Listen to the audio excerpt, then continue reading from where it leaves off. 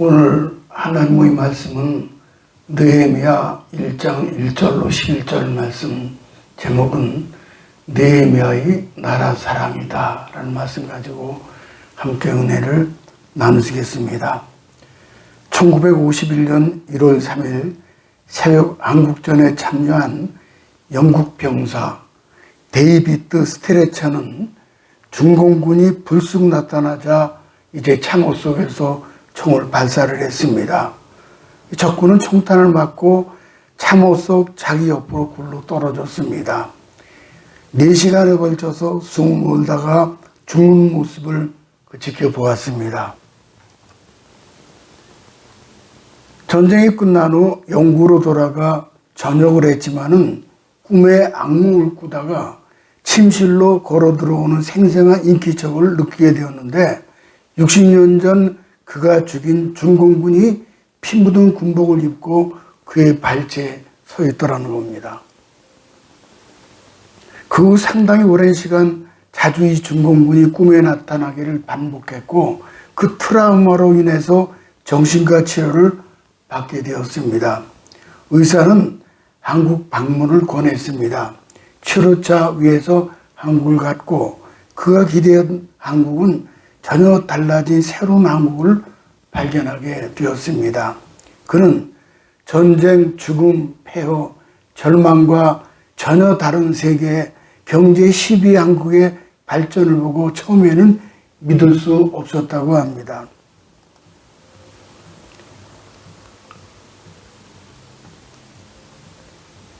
혁대 버클이 고장이 나서 수선집에 갔다가 참전용사임을 알게 된 주인은 감사 인사를 건네면서 수선비를 받지 않았다고 합니다. 거기서 자기의 존재의 깊은 곳에서 솟아오르는 가슴 뭉클한 감동과 함께 뜨거운 눈물이 그의 뺨을 타고 흘러내리는 것을 경험을 했습니다.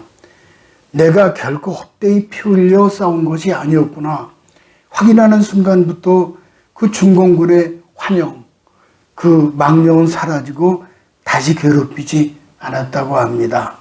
그러니까 한국의 번영이 참전의 명분을 정당화한 거예요.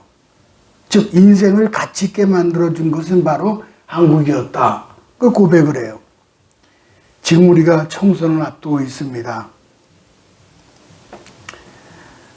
어떤 분은 무슨 당 뭐 좌파 우파 하지만은 쉽게 말하면은 이념과 사상의 선거로 전쟁을 방불하다 했습니다. 옳습니다. 이념과 사상의 전쟁에 지금 오늘은 느헤미야를 통해서 참된 나라를 위해서 하는 것이 무엇인지 이제 살펴보도록 하겠습니다. 주전 586년 당시 최대 강국이었던 바벨론의 침략으로 유대 나라가 망하고 수많은 포로들과 성전 기명들과 보물들을 빼앗아갔습니다.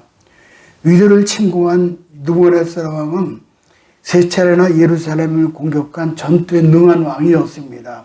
그러나 바벨론도 영원한 왕국은 아니었습니다. 신흥 국가인 메데 페르시아에 의해 바벨론이 멸망을 당합니다. 그렇게 되자 유대 민족은 자연히 바벨론 통치하에서 페르시아 왕의 통치를 받게 되었습니다. 느헤미야는 그 당시를 배경으로 살던 분이었습니다. 당시 유대 민족으로 대표하는 두 사람의 지도자가 있었는데 그것은 학사 에스라와 느헤미야였죠. 에스라는 주로 종교적인 문제를 책임지는 지도자였습니다. 그리고 느헤미야는 정적인 문제로 책임을 지는 그런 분이었습니다. 이 그림을 잘 보세요. 에스라는 예루살렘 성전을 재건하고 예배드리면서 신앙 회복을 위해 힘썼고 느헤미야는 외세의 침략에 대비해서 성을 쌓고 정치 치안을 견고히 했습니다. 이 사진은 이 그림 보면은 예비군의 효시로 싸움을 일하자 그거예요. 그러니까는 느헤미야가 성을 쌓으면서 한쪽에서는 망치를 들고 한쪽에서는 칼을 들고 이렇게 했다는 거예요. 그래서 예비군의 효시다. 느헤미야가 바사 거슬러 올라가면은 느헤미야가 그 페르시아 왕국의 수도 수상궁에서 왕의 포도주를 책임진 술 맡은 관원장으로 중용되어 있었던 날입니다. 느헤미야가 고국의 소식을 듣게 되었죠. 그것은 예루살렘이 파괴되었고 예배도 폐지되었고 신전자들이 그 약자들을 업신여기고 불법한 자들, 쉽게 말하면 정과자들이 사회 곳곳에서 공평과 정의가 땅에 떨어뜨리고 불법이 난무한 상황을 만들었다는 거예요. 우리나라 시국하고 똑같잖아요, 지금. 맨 깡패들이 전부 다 뭐 그냥 국회 입성을 하고 뭐 전부 그랬다는 거예요. 도둑들이. 그래서 그냥 이제 느헤미야가 고국의 소식을 듣고서는 울지요. 고국의 소식을 들었죠. 3절을 가볼까요? 3절 보면은 포로로 끌려가지 않고 살아남은 자들은 큰 환난을 만나고 능욕을 받으며 예루살렘 성은 회파되고 성문은 불타버렸다.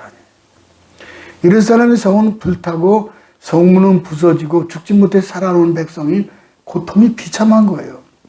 우리나라가 겪고 있었던 몇 가지 가능성의 상상인데 1945년도 해방되지 못하고 계속 일본의 속국으로 남아 있었다면 어떻게 되었을까?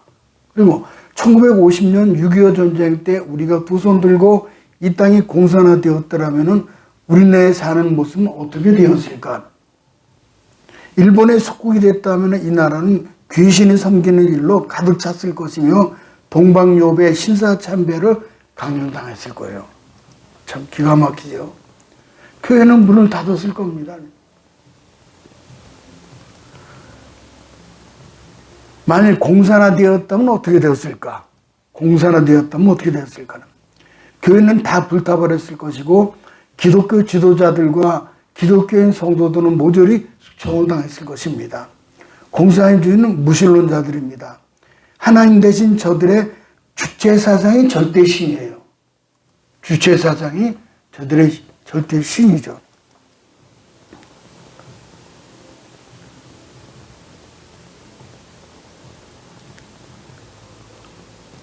보세요. 김일성, 김정은 주체사상. 종교는 아편이라고 그러죠. 또 자본주의는 민중의 적이고 우리가 모르는 사이 대한민국이 사회주의로 가고 있어요. 지금 우리가요 아주 보통 심각한 거 아니에요. 지금 보세요. 충격, 국민이 모르는 사이에 대한민국이 이렇게 변했다. 어떻게 변했어요? 주민자치기본법 공산화의 길목. 이거 보세요. 이게 지금 나라가 지금 풍전등화. 이게 지금 뭐예요? 이게 지금 언론 뭐 전부 다 장악해가지고 전부 다. 국회에 들어가 있는 사람들이 좀 누구예요? 전부 다. 전대협이니 뭐지 하는 사람들은 아니에요. 전부. 나라가 아주 그냥 지금 아주 큰일 났어요. 지금 아주.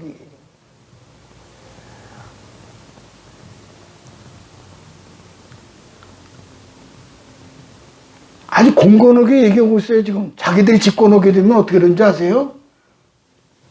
바로 미군 철수해라. 그럼 고려 연방 정했다는 거예요. 그리고 재벌 해체하겠다는 거예요. 도대체 이게 사회주의예요. 이게.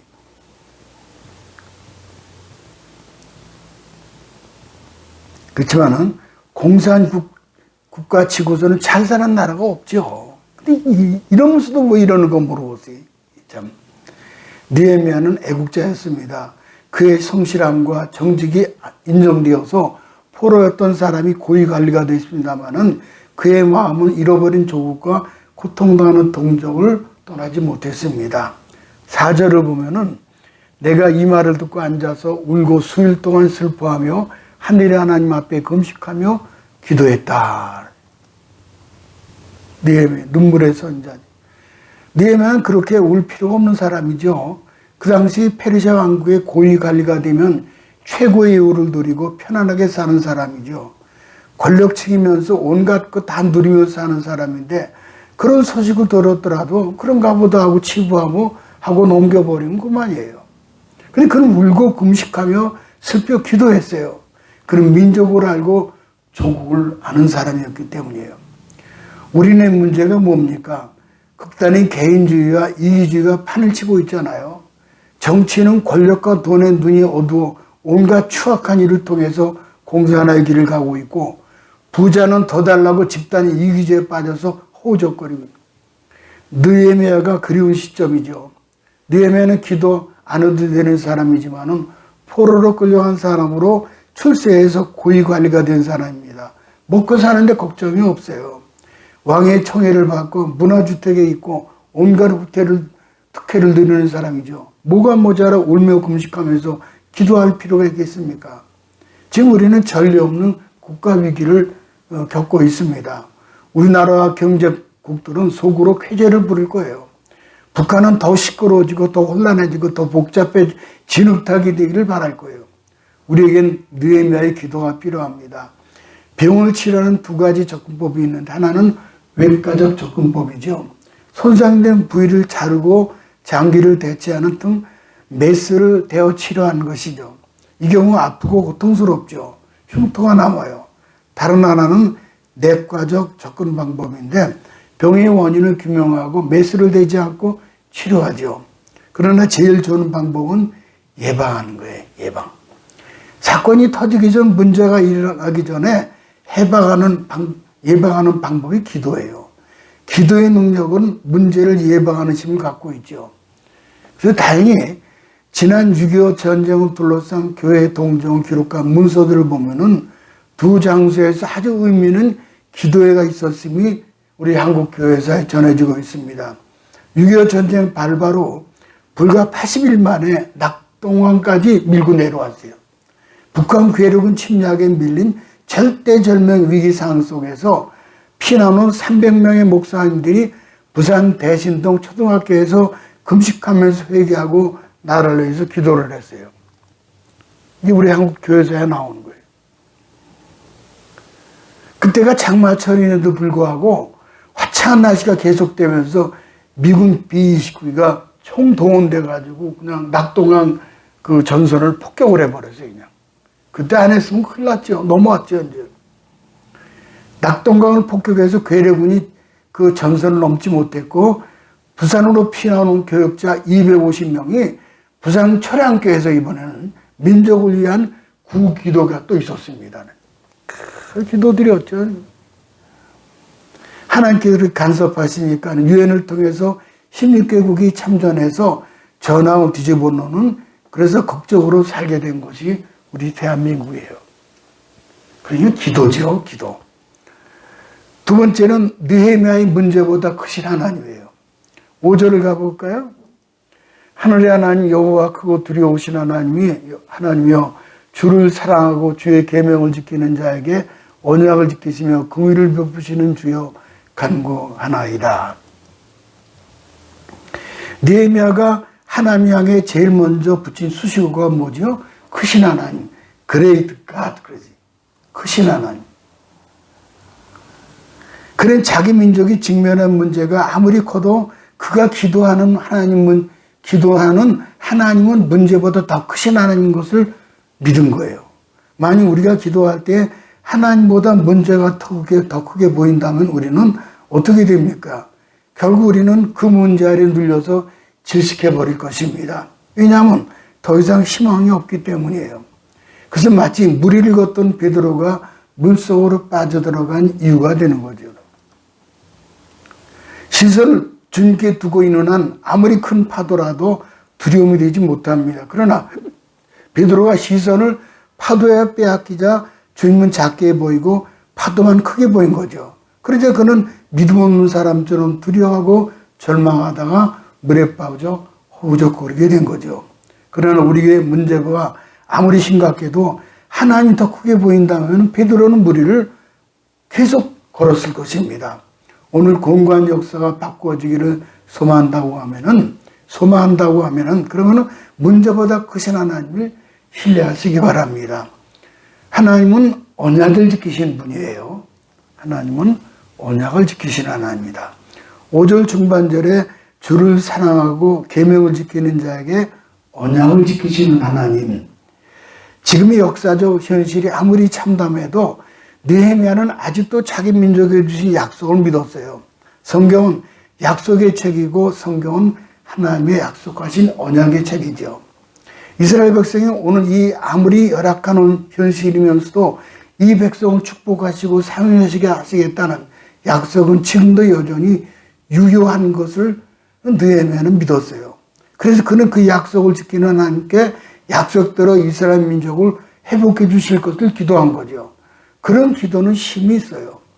이스라엘 하나님 또한 새 언약의 시대를 살아가는 우리 하나님이시라면은 그는 변함없이 오늘 우리에게 또 약속을 가지고 다가오십니다. 옛 언약인 구약은 1차적으로 이스라엘 백성을 위한 것이었지만 새 언약은 궁극적으로 모든 하나님 백성들을 위한 거죠. 사도 베드로는 메시아의 언약도 궁극적으로 오늘의 우리를 위한 것이라고 역설하고 있죠. 사도행전 2장 39절을 가볼까요? 이 약속은 너희와 너희 자녀와 모든 먼데 사람 곧 주 하나님이 얼마든지 부르시는 자들에게 하신 것이라. 오늘의 삶이 고단하십니까? 그 고단한 환경에만 시선을 두지 마시고 약속의 말씀이 있고 희망으로 다가오시는 그 말씀에 사로잡히시기 바랍니다. 그럼 기적이 나타나요. 주의 말씀 의지하고 기도할 때 기적이 일어나는 거죠. 약속의 말씀을 읽고 희망으로 다가오는 말씀 앞에 하나님 부르짖으시기 바랍니다. 주님, 나는 주께서 내게 주신 약속을 지키실 줄로 믿습니다. 그럼 우리 믿음대로 우리 중에 응답하시는 거예요. 두 번째는 하나님은 긍휼을 베푸신 분이라고 그랬어요. 5절 하반절에 긍휼을 베푸시는 주여 간구하나이다. 성경은 우리 하나님을 긍휼이 풍성하신 하나님이라고 증거합니다. 여기서 풍성함이라는 뭡니까? 넉넉함을 뜻하는 거예요. 빈민 선교를 하시는 한 목사님이 바다 구경을 한 번도 못한 가난한 빈민촌 청소년을 데리고 자동차로 해안에 도착하여 모래사장에 내려놓았습니다. 한 청년이 바다를 보더니 울더라는 거예요. 바다를 보더니 하염없이 울더라는 거예요. 그래서 목사님 왜 우느냐 했더니 목사님 저는 오늘 태어나서 처음으로 넉넉하다는 것이 뭔지를 볼 수 있었습니다라고 대답했다는 거예요. 그래서 목사님 그를 꼭 안아주면서 그래요. 우리를 향한 하나님의 사랑과 긍휼은 저 바다처럼 끄지없이 넉넉하지요 하고 말해주었다는 거예요. 그 일찍이 예레미야 선지자는 죄 백성들의 범죄에도 불구하고 그들이 아직도 살아 숨쉬는 이유를 이렇게 고백을 하죠. 예레미야에가 보면 그랬어요. 여호와의 자비와 긍휼이 무궁하심으로 우리가 진멸되지 아니함이니이다. 이것이 아침마다 새로우니 주의 성실이 크도소이다. 하나님은 성실하신 하나님이에요. 영국의 F.E. 마이어라는 유명한 목사님 계십니다. 그가 한 번은 배를 타고 대서양을 건너가게 되었습니다. 긴 여행 중에 그를 알아본 성객들이 그에게 선상 예배를 인도해 달라고 요청하게 되었습니다. 이게 F.B. 마이어 목사님이죠. 목사님 흔쾌히 허락하고 예배를 인도하시게 되었는데 그 자리에 무신론자 한 사람이 그리스도인의 권고로 참석을 하게 되었다고 합니다. 그날 마이어 목사님은 제목이 뭐냐면 기도응답이라는 제목으로 설교를 하셨어요. 기도응답. 예배가 끝난 후 그를 예배로 인도한 친구가 설교를 어떻게 생각하냐 그렇게 물었어요. 무신론자. 그때 하는 말이 난 절대로 기도응답이라는 것은 믿을 수 없다라고 대답하는 거예요. 이 무신론자가 예배 후에 배 가파리를 거닐다가 어느 부인이 창백한 안색으로 안락 의자에 앉아 반쯤 잠들어 있는 모습을 보고 이 부인의 의자 위로 펴져 있는 그녀의 양손에 오렌지 2개를 쥐어주었습니다. 그래서 그리스도인 친구가 당신이 이 부인을 아느냐? 그래 물었더니 모른다는 거예요. 그냥 심심풀이 장난으로 했다는 거예요. 그가 그리스도인 친구와 갓반을 한동안 거닐다가 다시 이 부인 곁을 지나게 되었는데 막 잠이 깼습니다. 부인이. 그러고 나서 명랑하고 상기된 표정으로 자기가 주었던 오렌지를 맛있게 먹고 있는 모습을 보게 된 거예요. 아, 오렌지 맛있게 드시네요. 그러니까는 그 부인이 하는 말이 갑자기 하나님을 찬양합니다. 눈물을 글썽거리면서 그러더라는 거예요. 그 정색을 하고 왜 하나님을 찬양하십니까? 사실은 이 오렌지 2개는 제가 부인에게 드린 겁니다. 그러니까 이 부인이 그 무신론자에게 이런 말을 하더라는 거예요. 아, 그랬군요. 당신이 바로 하나님의 기도응답의 도구이셨군요. 그러니까 루트가 된 거죠. 채널이 된 거죠. 사실 저는 배멀미가 너무 심해가지고 갑판에 나와서 기도하면서 하나님께 오렌지 2개만 먹고 싶습니다. 기도했거든요. 마이어 목사는 나중에 그 이야기를 전해 듣고 기도를 비웃는 무신론자를 웃기시고자 무신론자를 사용하신 하나님의 기도응답이다. 그렇게 말씀하셨다는 거예요. 오늘 본문의 느헤미야 기도가 그런 유형이죠. 하나님 우리 문제보다 훨씬 더 크신 분이에요. 구하고 찾고 두드리면 반드시 우리나라를 공산주의로부터 우리를 구원해 주실 줄로 믿습니다. 마지막 세 번째 느헤미야가 드린 기도의 내용을 좀 볼까요? 10절을 가볼까요? 이들은 주께서 일찍이 큰 권능과 강한 손으로 구속하신 주의 종이요 주의 백성이니이다. 일찍이 애굽에서 큰 권능으로 구원하셨고 큰 손을 펴 광야를 건너게 하셨고 가나안 땅을 들어가게 하신 주의 백성이라는 거예요. 참 기도라도 이렇게 정확히 어떻게 해요? 그러니까는 출애굽할 때 그 바로왕으로부터 건져냈죠. 그 다음에 광야를 불기둥 구름기둥을 건너 인도하셨죠. 그러고는 적과 꾸리는 가나안 땅 입성할 때 그 여리고 성을 무너뜨리잖아요. 언약궤를 앞세우고 나갔을 때. 그러니까 주의 백성이라는 말씀은 우리가 주목을 해야 합니다. 주의 백성. 주의 종이요 주의 백성입니다. 아까 그랬잖아요. 주의 백성, 구속하신 종, 주의 종, 주의 백성이다.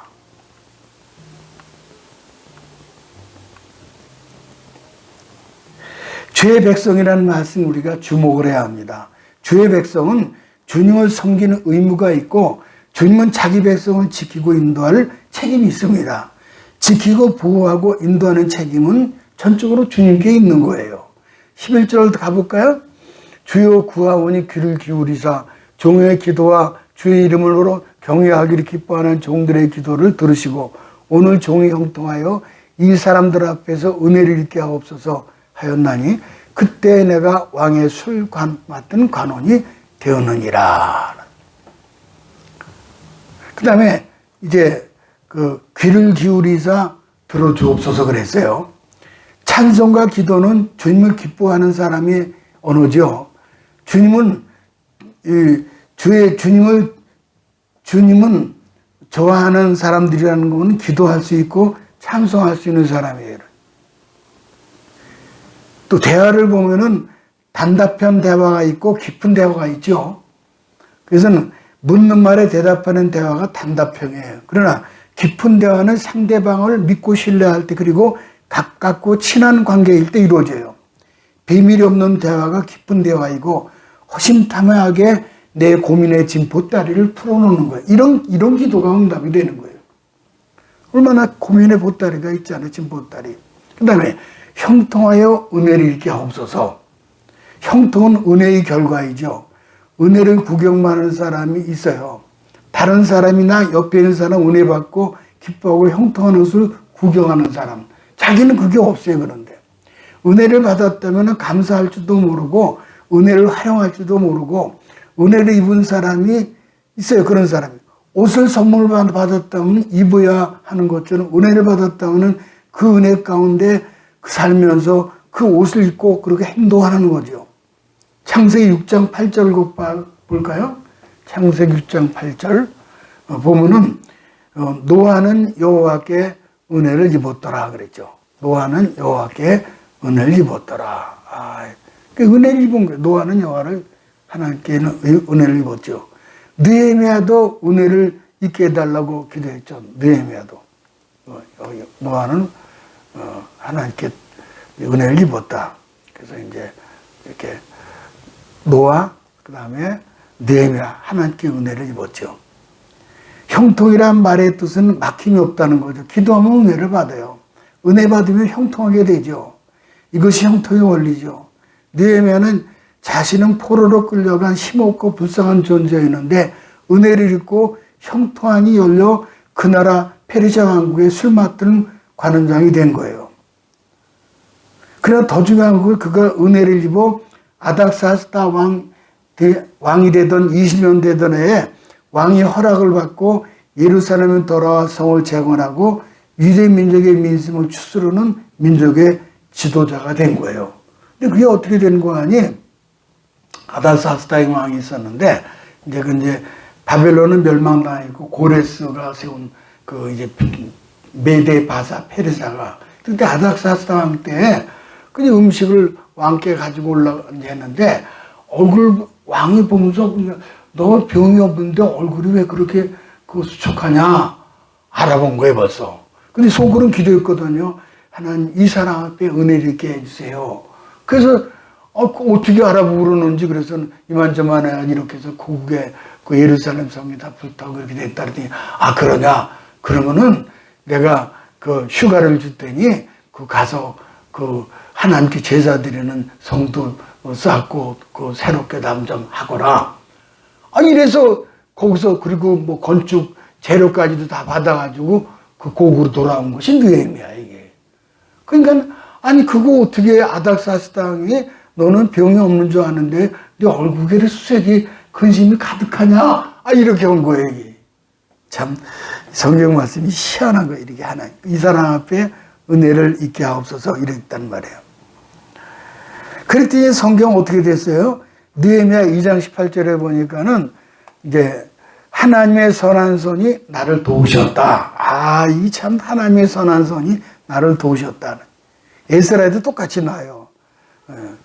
하나님의 선한 손에 도움을 입어 내가 예루살렘에 도착했다. 하나님이 기도하는 사람들은 선하신 손으로 도와주세요. 깎고 부어 만든 우상은 기도해도 대답이 없어요.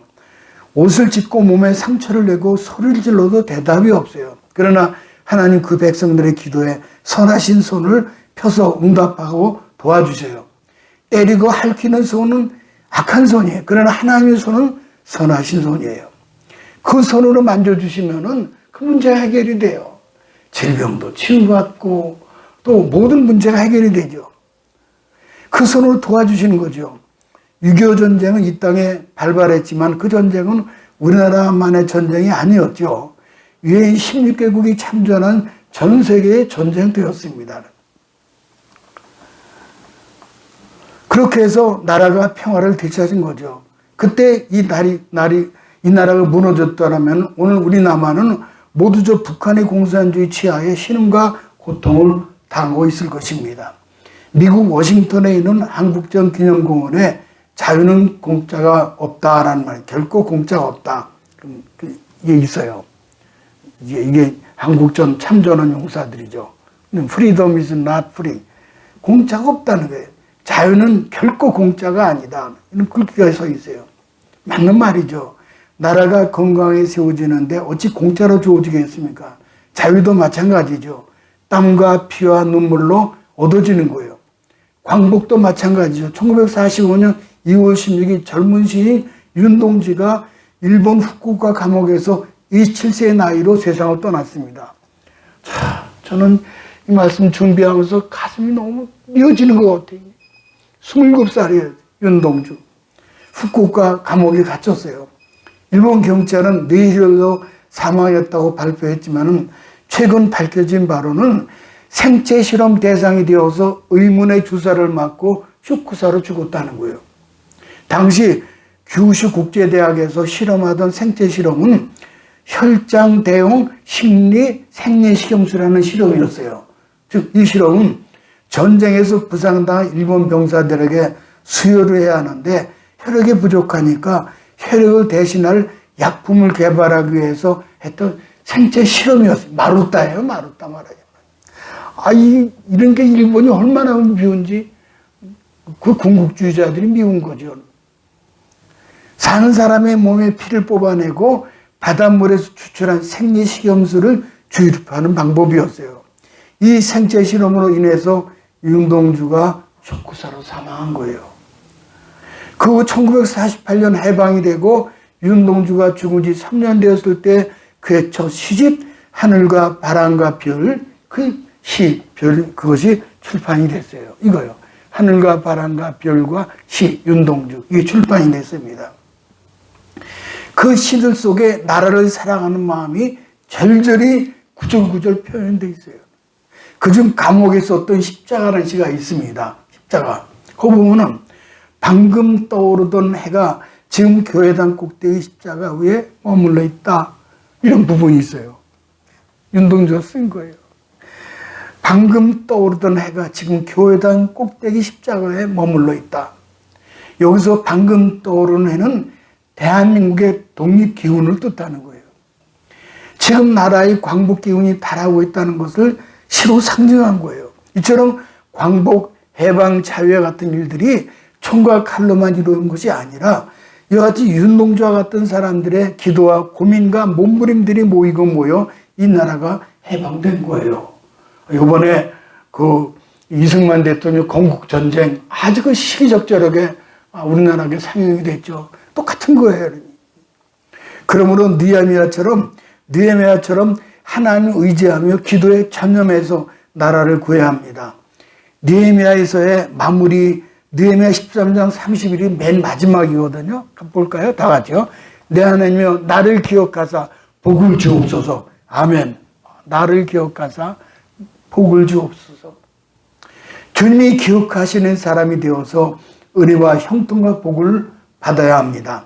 이번 총선은 자유민주 시장경제 자본주의 한미동맹 대 막스 레닌인 김정은 공산주의 사회주의 친북주의자들과 싸우는 거예요. 그러니까 공산주의자는. 모쪼록 하나님의 사람 느헤미야가 걸어간 나라 사랑의 길에 서서 미국에 이어 세계 경제 2위로 도약되는 기회가 되시기를 주님의 이름으로 축복합니다.